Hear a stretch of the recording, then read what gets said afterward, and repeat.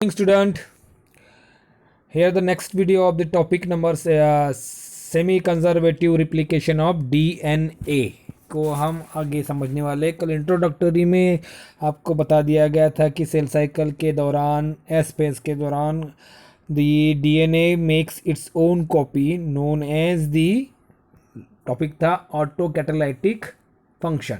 ठीक है, तो आज हम इसके आगे पढ़ने वाले हैं semi conservative replication of DNA process. कल बताया था मैंने न्यूक्लियोटाइड के activation, starting point, unwinding, fork formation, synthesis of new strand, leading lagging strand, formation of daughter DNA etcetera etcetera. तो let's begin with the process. ये process काफ़ी लंबी है और आपको स्टेप वाइज इसी पोजीशन में इसी नंबर्स में ध्यान रखनी है। ओके, चलो स्टार्ट करते हैं। नाउ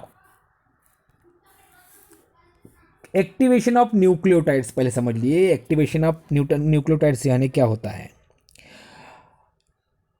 सेल के न्यूक्लियस के भीतर जो न्यूक्लियोप्लाज्म होगा, क्लियर है? न्यूक्लियोप्लाज्म, सेल्स के न्यूक्लियस के भीतर का सब्सटेंस को न्यूक्लियोप्लाज्म कहा जाता है, जहां क्रोमोसोम और सारी चीज रखी होती है।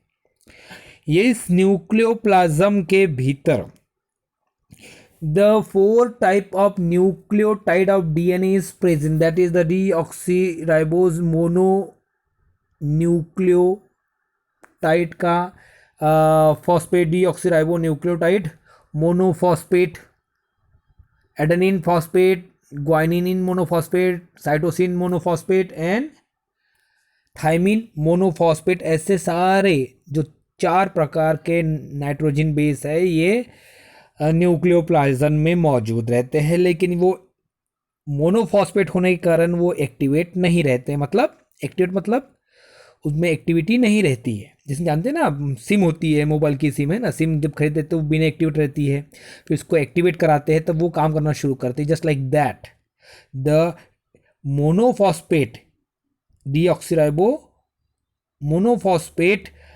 ये इनएक्टिव फॉर्म में रहते हैं, लेकिन वो जैसे ही एक्टिवेट करते हैं वैसे ही वो इस रिप्लिकेशन ऑफ डीएनए में पार्टिसिपेट करने के लिए एबल हो जाते हैं। Means they are become active whenever they charge and able to participate in replication of DNA and help to formation of new genetic DNA.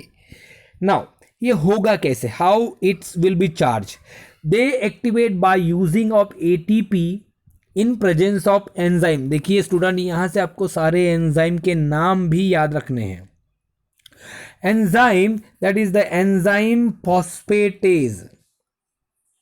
Enzyme phosphatase के मदद से एटीपी का इस्तेमाल होकर डीएएमपी जैसे एटीपी का यूज होगा, ATP and get convert into the DATP,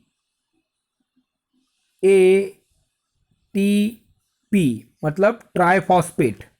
ये मोनोफॉस्फेट है, ये ट्राइफॉस्फेट में कन्वर्शन हो जाएगा एटीपी का, और ATP convert into the ADP, है ना। इस तरह से ये इनएक्टिव फॉर्म के न्यूक्लियोटाइड जो न्यूक्लियोप्लाज्म में मौजूद है ये एक्टिवेट हो जाएंगे with the help of enzyme phosphatase enzyme. And now because this a deoxyribonucleotide monophosphate convert into the deoxyribonucleotide triphosphate, है ना। And these help, this process is known as the phosphorylation. इस process को phosphorylation कहा जाता है। यहाँ हम पहला चरण लेते हैं, पहला स्टेप है जहाँ पर शुरुआत हो सकती है या शुरुआत हो चुकी समझेंगे हम। मीन्स द हम ऐसे समझते, एक एग्जांपल बताता हमको कि दीवार खड़ी करनी है। दीवार खड़ी करने के लिए पहले हमको ब्रिक्स मंगानी पड़ेगी, सैंड मंगाना पड़ेगा और सीमेंट मंगाना पड़ेगा। अब ये तीनों चीज़ का अपना ब्रिक्स के जोड़ने के लिए रेती और सीमेंट का मिक्सर बनाना पड़ेगा। और जब वो बन जाएगा, तब हम एक एक क्या ब्रिक जोड़कर उसकी दीवार बना देते हैं। जस्ट लाइक मतलब ये क्या है, तैयारी, पूर्व, इसको बोलते हैं पूर्व तैयारी। उस वैसे ही ये प्रोसेस स्टार्ट करने के लिए ये DAMP का कन्वर्शन, डीऑक्सीराइबो न्यूक्लियोटाइड फॉस्फेट में कन्वर्शन करने के लिए ये प्रीलिमिनरी में तैयारी होती है। तो इस प्रोसेस को कहा गया फॉस्फोराइलेशन। नाउ ये तो हो गई तैयारी। आप न्यूक्लियोटाइड जो जुड़ते हैं वो चार्ज हो चुके हैं, एक्टिव हो चुके, तो अब क्या करना पड़ेगा? अब यहाँ से रियल प्रोसेस स्टार्ट होगी।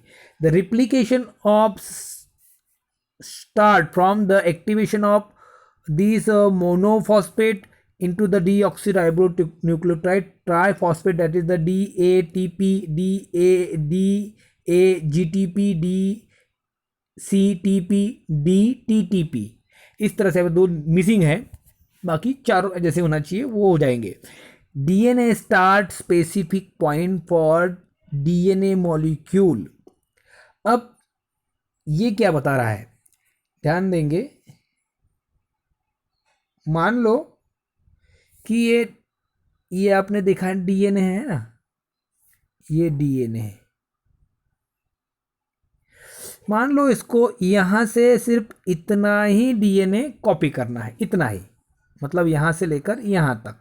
ओके, तो क्या करेगा कि यहां शुरुआत करनी पड़ेगी, यहां शुरुआत होगी। तो जहां से शुरुआत होगी उसको कहा गया इनिशिएशन और ओरिजिन पॉइंट। क्लियर है? मीन्स जहां जितना सेगमेंट ऑफ DNA को कॉपी करनी है, तो जिस जगह से ये स्टार्ट होगा, मान लो यहां से स्टार्ट हो रहा है, तो इस पोजीशन को या इस पॉइंट को कहा जाएगा इनिशिएशन और ओरिजिन पॉइंट। क्लियर है? पहला स्टेप। दूसरा, DNA स्ट्रैंड ब्रेक। क्या होगा? DNA स्ट्रैंड ब्रेक होगा एट ओरिजिन, जहां से शुरुआत होगी वहां से टूटेगा। And this break is made by an enzyme known as endonuclease. मतलब DNA को, जिसे आप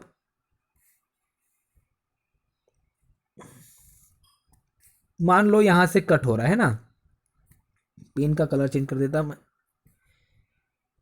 ताकि आपको क्लियर थोड़ा समझ में आ जाए। यहां से कट हो रहा है, तो यहां से लेकर वो मान लो यहां तक कॉपी होनी है ना। अब क्या होगा कि पहले यहां से कट करना पड़ेगा। तो कट करने के लिए जो सीजर चाहिए, कैंची चाहिए, उसको कहा गया है एंडोन्यूक्लिएज एंजाइम। क्या कहा गया उसको? एंडोन्यूक्लिएज इज बायोलॉजिकल सीजर कहा जाता है जिसको। क्या कहा जाता है? Biological scissor. सीजर माने कैंची, है ना। Which cut the DNA at origin point and make a break, या उसमें टुकड़ा बना देगा। DNA replicates either uni or bidirectional method. अब ये DNA breaks uni or bidirectional का मतलब होता है कि ये इधर से जा रहा है, तो हो सकता है इसके साथ वाला जो दूसरा सेगमेंट है DNA का, वो इसके अपोजिट डायरेक्शन में जाएगा। तो यूनी और बाई डायरेक्शनल भी हो सकता है, मतलब एक साथ में दो कॉपी बन सकती है एक ही DNA की, तो उसको यूनी और बाई डायरेक्शनल कहा गया है। क्लियर है? नाउ आगे बढ़ता हूं मैं। पहला हो गया कि एक्टिवेट करना, दूसरा हुआ इनिशिएशन पॉइंट करना। इनिशिएशन पॉइंट में जहाँ से इनिशिएट करना है या ओरिजिन करना है वहाँ से कट किया जाएगा, और कट के लिए एंजाइम होगा। कौन सा एंजाइम? Enzyme endonuclease. क्लियर है? अब ये बायडायरेक्शनल या यूनिडायरेक्शनल दोनों हो सकता है। नाउ आगे बढ़ता हूँ मैं। The double stranded, just like ऊपर में जो डायग्राम दिखा है ये वाला, double stranded DNA molecule get start uncoiling. Uncoiling मतलब क्यों? क्योंकि एक दूसरे को लपेटा हुआ है ना, लपेटा हुआ है। मान लो इसको ये भी लपेटा हुआ है इस तरह से, है ना। ये अब ये खुल गया, अनवाइंडिंग हो गई, तो इसको कहते हैं अनकॉइलिंग और unwinding at the origin point, जहां से कट हुआ था वहां से ये खुलना शुरू हो गया। अगर मैं एक ही बनाता हूं इसका, फिर से एक डायग्राम बनाते हैं अपन कि ये डीएनए है और ये उसका सेकंड स्ट्रैंड है। कौन सा वाला? This one. ये उसका सेकंड स्ट्रैंड, ठीक है। तो यहां से कट हुआ है, कहां से? यहां से कट हुआ है ना, कट हुआ है। तो क्या करेगा ये? कट होने के जगह से अनवाइंडिंग हो जाएगी और ये सिंगल ऐसा खुल जाएगा।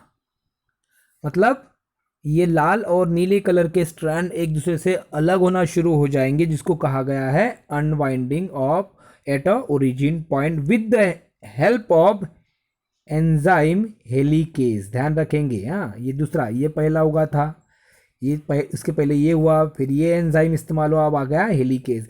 ये हेलिकेज एंजाइम क्या कर देगा कि दो स्ट्रैंड जो ये जुड़े हुए हैं उनको खोल देगा। मतलब मान लो कि दो रस्सियाँ, जैसे आपके घर में रस्सी होती है, उसको अगर हम खोलने का प्रयास करेंगे तो खोलने के बाद में उसमें 2 से 3 या 4 भी रस्सियाँ छोटी छोटी निकल आती है। उसको बोलते हैं हम खोलने के, रस्सी को खोलने की प्रक्रिया को कहेंगे अनवाइंडिंग, है ना, अनवाइंडिंग। तो अनवाइंडिंग कौन करेगा? एंडोन्यूक्लियस ने सिर्फ कट किया था। हेलिकेज एंजाइम जो रहेगा, ये हेलिकेज एंजाइम उसको कट करेगा और कट करने के, सॉरी, एंडोन्यूक्लियस कट करेगा और हेलिकेज उसके जो दोनों स्ट्रैंड थे उनको खोलना शुरू कर देगा। क्लियर है यहां तक? पहला कि उसने कट किया, दूसरे ने क्या किया? उसका अनवाइंडिंग, उसकी हम ओपनिंग ऑफ बोथ स्ट्रैंड कहेंगे। ठीक है, कर दिया। आगे बढ़ते हैं। देखिए यहां पर देखते हैं कि दोनों स्ट्रैंड जुड़े हैं और यहां पर ये दोनों स्ट्रैंड अनवाइंड हो गए चौथे नंबर के स्टेप तक। क्लियर है? आगे ये डायग्राम आगे बढ़ाएगी। नाउ पांचवा स्टेप क्या कहता है? The hydrogen bond. कहां पे हाइड्रोजन बॉन्ड होंगे स्टूडेंट? आपको शायद पता होगा, आपने पढ़े होंगे। चलो फिर से मैं बता देने का कोशिश करता हूं। यहां आपको पता है कि यहां पर फॉस्फेट होता है, शुगर होती है, फॉस्फेट, इस तरह से पढ़े होंगे आपने।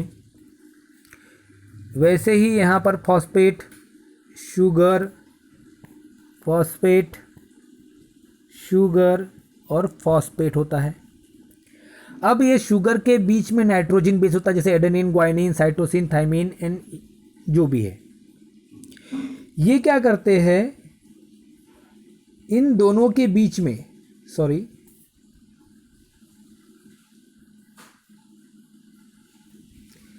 इन दोनों के बीच में, किनके?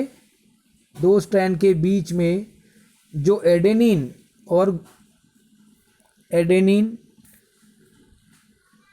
थायमिन, साइटोसिन, ग्वाइनिन, इनके बीच में हाइड्रोजन बॉन्ड होते हैं। एडेनिन और थायमिन के बीच में डबल हाइड्रोजन बॉन्ड और साइटोसिन और ग्वाइनिन के बीच में ट्रिपल हाइड्रोजन बॉन्ड। ये क्या करता है? The hydrogen bond present between the complementary strand nitrogen base break and free from, ये एक दूसरे से अलग होने के लिए टोपोआइसोमरेज एंजाइम काम करेगा। इस topoisomerase enzyme break the hydrogen bond. Hydrogen bond break करेगा तो ये जैसे एडेनिन और थाइमिन एक दूसरे से अलग हो जाएंगे, साइटोसिन और ग्वाइनिन एक दूसरे से अलग हो जाएंगे। मीन्स ये टोपोआइसोमरेज एंजाइम अनवाइंडिंग होने के साथ साथ, सॉरी, हेलिकेज एंजाइम खोलेगा और टोपोआइसोमरेज उनके बीच के बॉन्ड तोड़ देगा। ऐसा करने के बाद ये दो स्ट्रैंड जो मौजूद है एक साथ में, वो इस तरह से खुल जाएंगे। क्लियर है? खुल जाएंगे। Now the two separate strand, दोनों स्ट्रैंड जो आपके डायग्राम में नीले कलर में दिख रहे, two separate strand are prevent from uncoiling. फिर से रीजॉइन हो सकता है हाइड्रोजन फटाफट बॉन्ड बन जाए उनके बीच में, एडेनिन और थाइमिन के बीच में, साइटोसिन और ग्वाइनिन के बीच में हाइड्रोजन बॉन्ड बन जाए, तो उसको अनवाइंड मतलब फिर से बॉन्ड न बन होने दे, एक दूसरे को फिर से स्टैंड हेलिकेज ने जो खोल दिया था वो फिर से जुड़ न जाए, इसलिए उनको दूर करने के लिए एंजाइम, नेक्स्ट एंजाइम इसको कहते हैं एसएसबीपी, सिंगल स्ट्रैंड बाइंडिंग प्रोटीन। ये एसएसबीपी सिंगल स्ट्रैंड बाइंडिंग प्रोटीन ये हर एक स्ट्रैंड पर अटैच हो जाता है और दोनों स्ट्रैंड को फिर से जुड़ने नहीं देता है। क्लियर है? दोनों स्ट्रैंड को जुड़ने नहीं देता है। Now this SSBP protein remain attach both separate strands so to facilitate synthesis of new polypeptide strand। ये एसएसबीपी दोनों स्ट्रैंड को जुड़ने नहीं देता, दे prevent the binding of both single strand and make a helical structure। it prevent and directly help to the formation of new strand that is known as polynucleotide strand। New strand को formation के लिए prevent करने के लिए बनने के लिए help करता है और दोनों स्ट्रैंड को जुड़ने से प्रिवेंट कर देता है, रोक देता है। आगे बढ़ते हैं। The point where the two strand get separate like a fork Y shape structure known as replication fork. जब ये दोनों स्ट्रैंड एक दूसरे से रिले जाते हैं तो उल्टे वाई की तरह दिखते हैं। दिख रहा है ना आपको उल्टा वाई, ये उल्टा। आप इसको जब रोटेट करेंगे तो आपको समझेंगे कि ये वाई है। उसको इसी स्ट्रक्चर को रिप्लिकेशन फॉर्क कहा जाता है। मतलब इसको इस तरह से, मतलब दो स्ट्रैंड, ये एक स्ट्रैंड, ये एक स्ट्रैंड, अगर हम इसको देखें तो जस्ट लाइक वाई नजर आता है ना। तो ये इसको कहते हैं रिप्लिकेशन फॉर्क। क्लियर है? Replication fork, each old strand which is separate from the exposed nitrogen base act as a template. ध्यान रखेंगे, ये जो स्ट्रैंड बना है सिंगल, दिस वन ओल्ड वाला, इसको कहा गया है टेम्पलेट। क्या कहा गया? Template. Template for synthesis of new strand. नए स्ट्रैंड के बनने के लिए उसके बेस को या उसके मेन कॉपी नहीं बोलेंगे हम, मेन पार्ट डीएनए सेगमेंट्स को टेम्पलेट कहा गया है। क्लियर है? टेम्पलेट। अब टेम्पलेट कहा गया,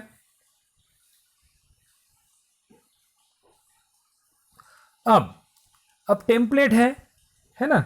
अब दोनों स्टैंड अलग हो गए, इनको ये दोनों स्टैंड को, एक स्टैंड को दूसरे स्टैंड को टेम्पलेट स्टैंड कहा गया है। नाउ फॉर इनिशिएशन, 10वां point, initiation of DNA synthesis required RNA primer. Synthesis करने के लिए आरएनए प्राइमर की जरूरत होगी। भले ही हम डीएनए सिंथेसिस पढ़ रहे हैं लेकिन यहां पे नाम आएगा RNA primer. This RNA primer only, DNA primer नहीं, RNA primer can help to initiate the process of synthesis of DNA in semi conservative replication of DNA. RNA primer ही डीएनए सिंथेसिस को स्टार्ट करता है, लेकिन ये कुछ समय के बाद अपने आप ही वहां से निकल जाता है। This template DNA primer is activated by enzyme RNA primase enzyme. ये आरएनए प्राइमर को एक्टिवेट करने के लिए एंजाइम आरएनए प्राइमेज का इस्तेमाल किया जाता है। तो और एक ये आरएनए है प्राइमर है क्या, है ना, इसको समझ ले शॉर्ट में। मान लो ये आरएनए का टुकड़ा है ना, ये आरएनए का टुकड़ा, मतलब adenine, cytosine, uracil, guanine, cytosine, adenine, uracil and once again guanine. ये आरएनए का टुकड़ा means the segment of RNA which is approximately 7 to 15, ये कंफर्म नहीं है फिलहाल अभी, पर मुझे पता है कि लगभग लगभग 12 से 15 से न्यूक्लियोटाइड का सेगमेंट्स को हम प्राइमर कहते हैं। The small segment of the DNA sorry RNA known as RNA primer, इसको आरएनए प्राइमर कहा जाता है। Now this RNA primer is activated by enzyme RNA primase. Now मान लो अभी क्या हो गया कि डीएनए में इतना आरएनए प्राइमर उसने एक साइड पे अटैच कर दिया 3 प्राइम पर। आई होप सो कि आपको 3 प्राइम 5 प्राइम पता है। इसके लिए हम एक आध दिन एक छोटा सा वीडियो बना देंगे इसके लिए अलग से, ठीक है। तो यहाँ पे 3 प्राइम पर एक छोटा सा आरएनए प्राइमर अटैच हो गया है ना, आरएनए प्राइमर अटैच हो गया।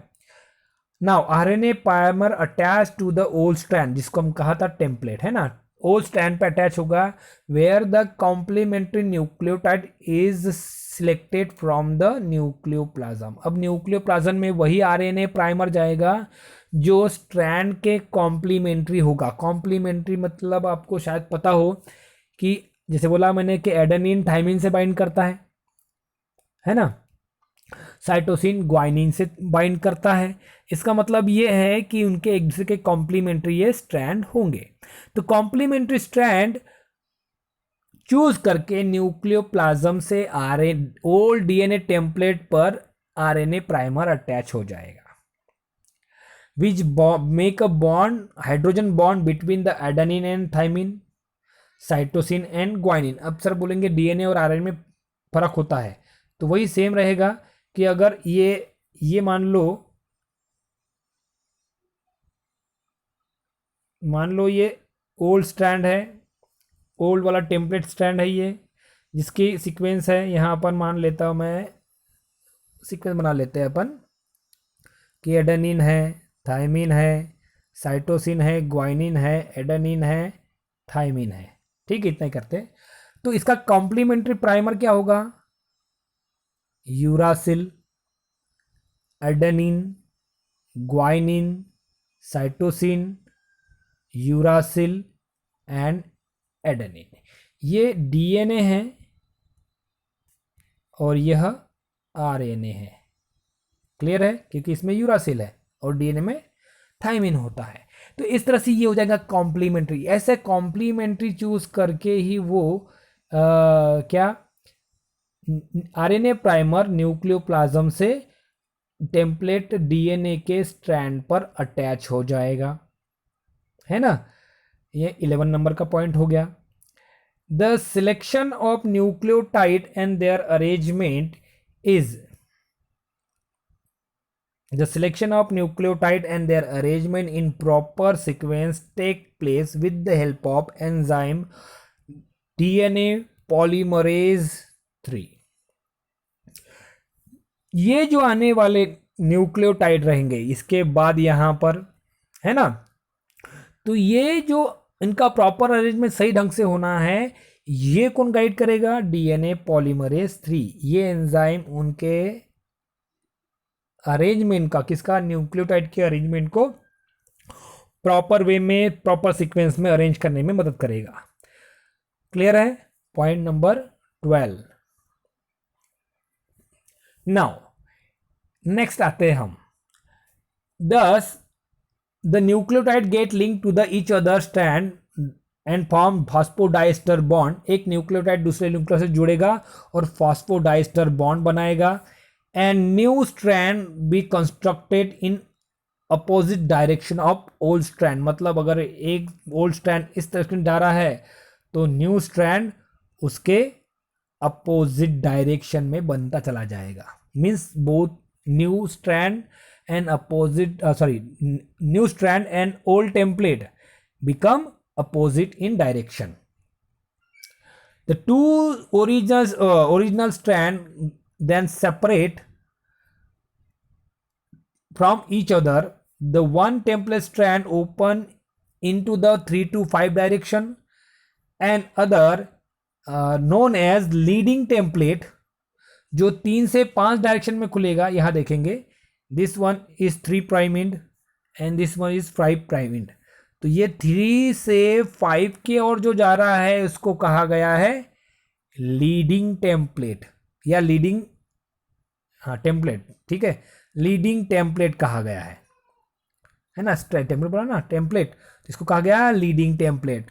जो 3 से 5, मतलब 5 से 3 के डायरेक्शन दिख रहा है, ये है 3 to 5, और दूसरा कैसा है 5 to 3 दिख रहा है ना, नीचे देखेंगे आप 3 5, यहाँ पर 3, तो ये 3 to 5 वाले को कहा गया लीडिंग टेम्पलेट, और जो 5 to 3 डायरेक्शन है उसको कहा गया है लैगिंग टेम्पलेट।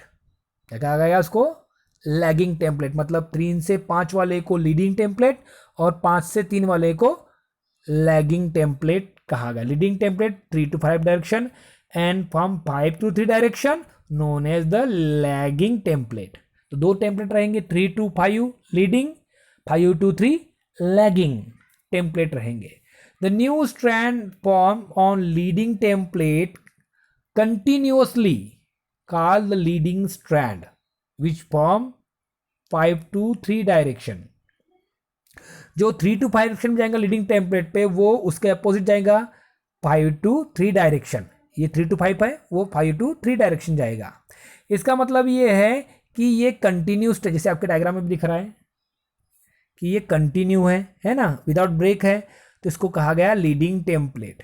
पर आप लैगिंग टेम्पलेट पर देखते हैं हम कि लैगिंग टेम्पलेट पर ब्रेक हुआ, टुकड़ा, फिर टुकड़ा, फिर टुकड़ा, एंड छोटे छोटे टुकड़े बने, तो ऐसे टुकड़ों को कहा गया है ओकाजाकी फ्रैगमेंट। क्या गया है, the new strand from lagging template continuous कौन था, leading strand, discontinuously is called lagging strand, and this strand is 3 to 5 direction. These small segment of lagging strand known as Okazaki fragment. जो lagging strand बनेगा वो continuous नहीं, टुकड़ों टुकड़ों में बनेगा, और उन टुकड़ों को, टुकड़े बने फ्रैगमेंट, ओकाजाकी फ्रैगमेंट कहा जाता है। These Okazaki fragments are then connected with the enzyme DNA ligase. ये टुकड़ों को बाद में, बनने के बाद में DNA ligase एंजाइम के द्वारा, जैसे 2 ब्रिक्स को जोड़ने के लिए सीमेंट और रेती का सॉल्यूशन डाल के उसको जोड़ दिया जाता है, जस्ट लाइक दैट DNA के छोटे छोटे टुकड़े को, ओकाजाकी फ्रैगमेंट को DNA ligase की मदद से जोड़ दिया जाता है, और वो बाद में जो टुकड़े टुकड़े होंगे, टुकड़े टुकड़े, उन टुकड़ों में ये एंजाइम काम करेगा और इन सबको भरकर एक कंटिन्यू लीडिंग स्ट्रैंड बना देगा। Watson and Crick call them method of self replication as a semi conservative of replication because newly strand DNA and parental strand DNA is same and complementary, और उसमें डीएनए, ओल्ड डीएनए डिस्ट्रॉय नहीं होता और new DNA बन जाता है, और ये दोनों कॉम्प्लीमेंट्री होते, इसलिए इसको semi conservative replication of DNA कहा जाता है। तो इसको आप पढ़ेंगे, 1-2 बार पढ़ेंगे और वीडियो को भी देखकर पढ़ते जाएंगे तो आपको ये क्लियर हो जाएगा। साथ में मैं आज या कल आपके लिए एक छोटी सी शॉर्ट वीडियो भी डाल दूंगा एनिमेशन वाली, तो आपको शायद क्लियर हो जाएगा। तब तक के आप पढ़ेंगे। Thank you.